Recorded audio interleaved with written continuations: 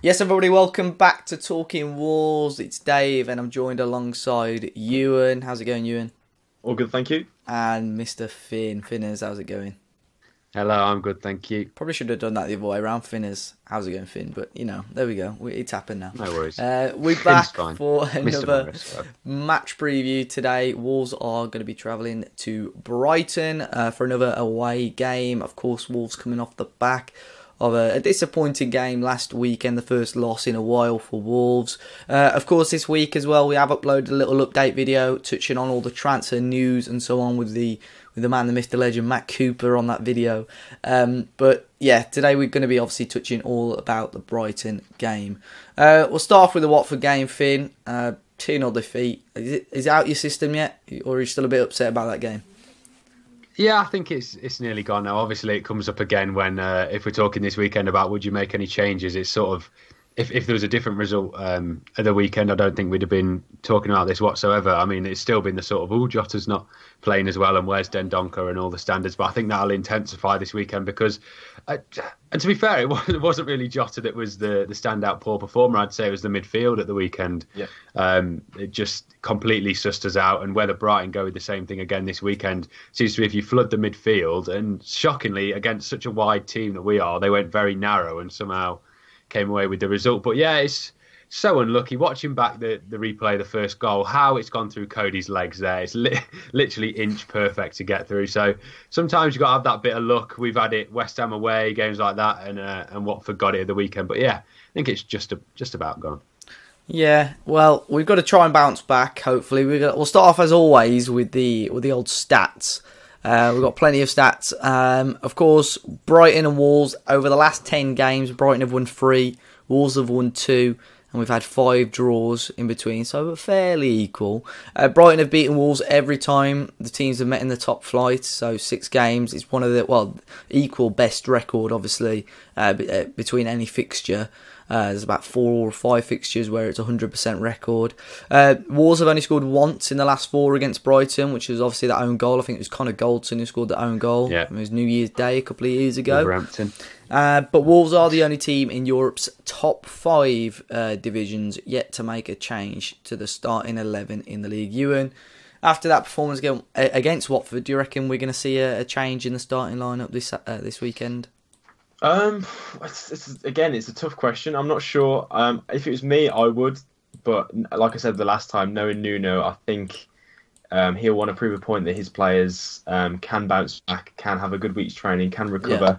Yeah. So I don't think he'll change it. I think maybe if we lose this game this weekend, I think you will have to change it. Yeah. But I feel like he'll stay with the same team this week. Again, give Jota maybe one more chance to try and nick a goal. So yeah, I think he'll keep it the same this week. Yeah, Finn, obviously everyone is directing the, not abuse, but we all know that Diogo Jota isn't up to scratch so far this season. Do you think it's just him that maybe his place is in doubt, or is it Costa as well? Maybe even Johnny, who was mentioned, who came off at half-time last week, despite getting a Spain call up. He wasn't at the races on Saturday, was he? No, yeah, and I think I'm going to nick this point from, I think it was on the Fancast, but with Johnny often going in rather than outside, and Watford being so compact in the middle, it really wasn't his game. And as we saw, Vinagre come on and actually stretch the game, probably man of the match, I think, as you guys said in the review, off his little 45-minute cameo. Very, very good. For me, I mean, for my OCD sort of thing, I would like to get it to 10 unchanged. 9 would be a horrible one to finish on. Obviously, we finish on 99 points, and just rounding Summit up soon would be nice to a nice round number. But I forgot the question you asked me, but I'd probably stick with it one more time, as you said, unless we get defeated unless we lose again this weekend. I can sort of see it from both sides. I was thinking about this earlier today regarding whether I would change it up. I thought, you know what, do we give them one more chance? It's no disrespect to Brighton, it's against still a slightly weaker side, or slightly against the team sort of we should be level with at least. Yeah. Do we stick with it and give that the last chance because really it can't get any worse, or do we take advantage now and either start Adama or Cavallero against a weaker team and let them run riot for 90 minutes? So that's the debate, and I'm sure that's what's going through Nuno's mind, especially this week.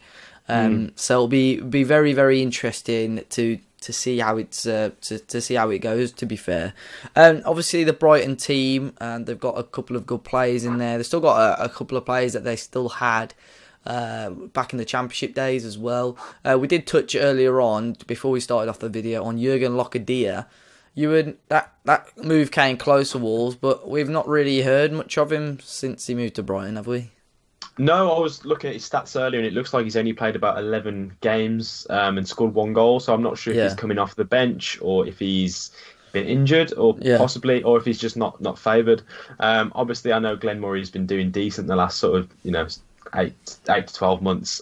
So maybe he can't even get in the team, but I would have expected him to have gone there and done really well, because obviously, like we looked at him last season, last pre-season.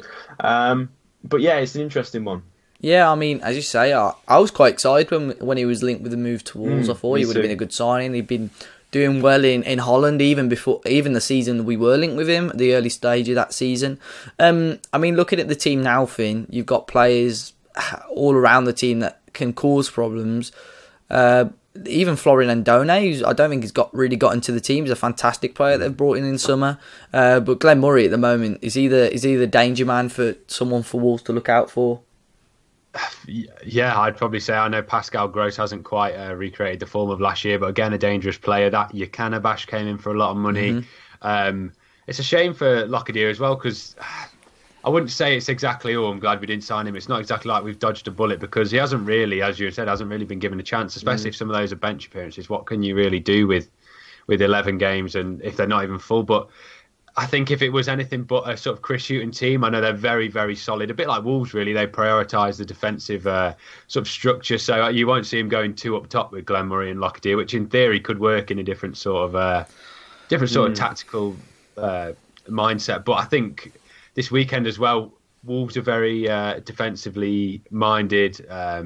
So Brighton. So I hope I'm not going down there for a 0-0 draw.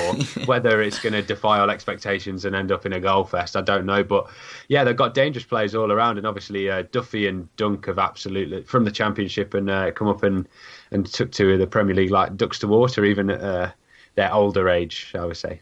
No disrespect, but yeah, danger all over the place. Yeah, of course. Well, to be fair, Finn, you say Duffy and Dunk are older. They're only 26, so stats. They're getting on. They're getting on now. Pros. They've also got what's his name? Is Cuadero? Is it the winger? Oh yeah. The little FIFA. I'm sure Finn appreciates that on the old FIFA. Yeah, for me as a fan, I just want to see if we can grab 3 points. I think that'll take a little less pressure off us. Obviously, going into the Spurs and Arsenal games, I think both of those are going to be massive occasions. Spurs evening kick-off Saturday under lights on TV. Obviously, Arsenal is going to be on Super Sunday on a Sunday fixture.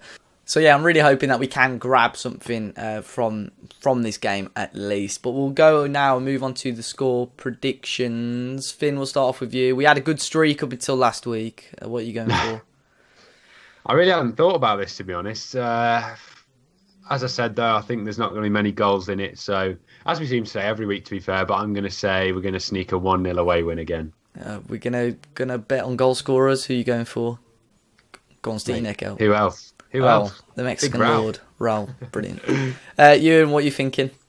I'm going to go 1-0 as well. I don't think it's going to be a high-scoring game. I can either see it being a 1-0 us or a 1-0 them. It's going to go either way. And I feel first goal scorer or anytime goal scorer is going to be Cavaleiro off the bench. I was also going to go... on the bench? Ooh. That's the question. Will we see a start for Dominic Iorfa, Finn's hero? No, we're not. We're not going to.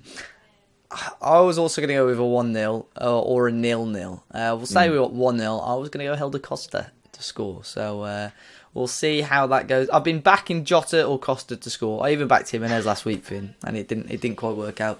But guys, let us know in the comment section your thoughts, how you think the game is going to go. I know Finn is making it over to the game. Unfortunately, me and Ewan won't be making the long trek over to Brighton. But if you are going or you've got any thoughts on the game, let us know in the comment section down below. Make sure you check out all the social links either on the screen now or down in the description. Make sure you smash the like button, turn on the little notification bell when you click subscribe so you don't miss an upload. Enjoy the rest of your day, and we'll see you all very, very soon.